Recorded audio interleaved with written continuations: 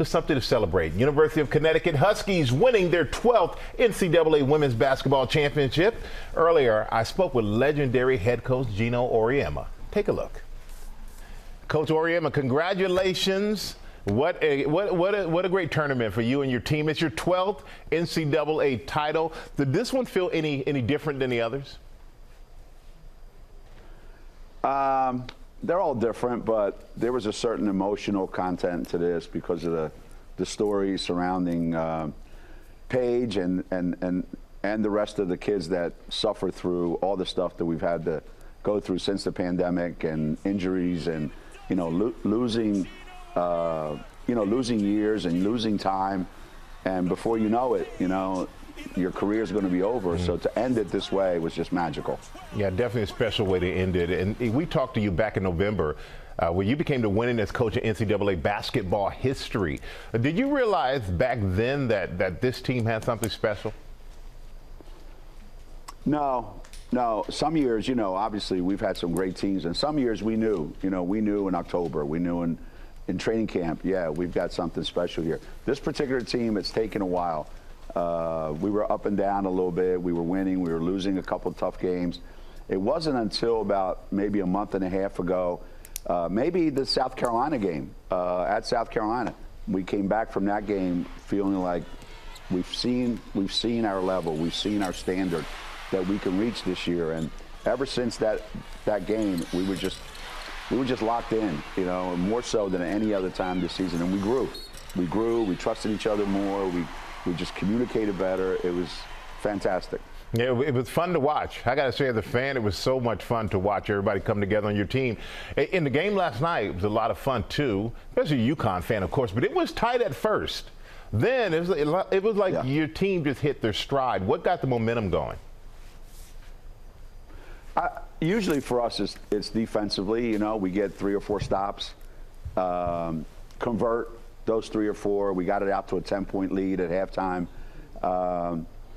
And then some really timely plays, a quick bucket here by AZ, a quick bucket by Sarah, or Paige, getting a loose ball and turning that into a layup.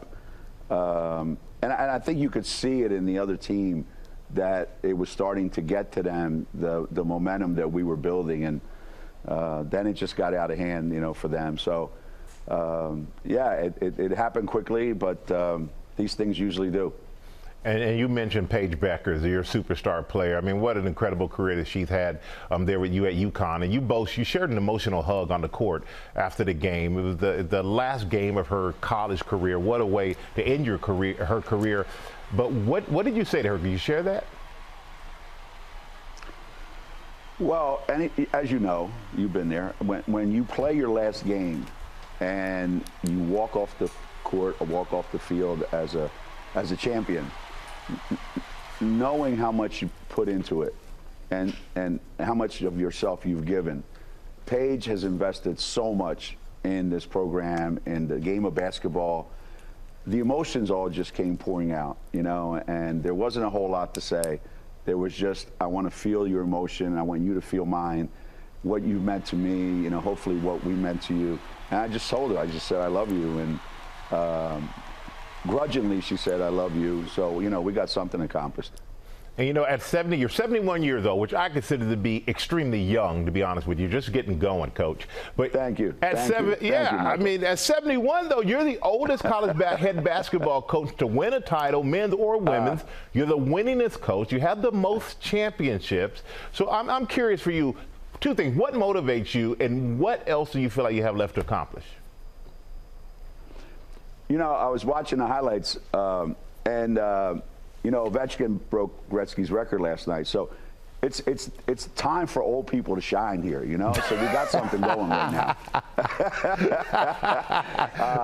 I don't know, Michael. I just think that when you hang around young people on a daily basis, you really aren't getting old. Yes, your age is changing, but I don't think you're getting old. You're not losing your enthusiasm. You're still feeling the impact that you're having on people. So who knows when you wake up one morning and go, that's it, I'm done. But right now, I'm more motivated by what happened last night when Paige Beckers walks off the court. You know, I didn't wake up this morning feeling any different because we have 12 instead of 11. But I know if she does wake up, she'll feel a lot different than she did before yesterday. Well, Coach, we feel a lot different after interviewing you because we feel even happier than we were before for you and your team. So congratulations on your 12th NCAA women's basketball title, Coach. Congratulations. Enjoy it. Well, thank you, Michael. And I'd be remiss if I didn't say go Birds. Go Birds. You just had to throw that in there, didn't you? It's all right. All right. We're going to have get that in. You know what? Next time you win, you come on. If the Giants have won the Super Bowl, you better watch out. That's all I'm going to say. That's right, baby. That's right. This is, you know, Philly wins the Super Bowl. We win the title. It's Philly time. It's Philly time. I will give that to you. Congratulations, Coach. We appreciate you taking the time to talk to us this morning. Make sure you go get yourself a little sleep right now. Right. Thank you, Michael. I appreciate it. Thanks. Tagged you right at the bell. Yeah.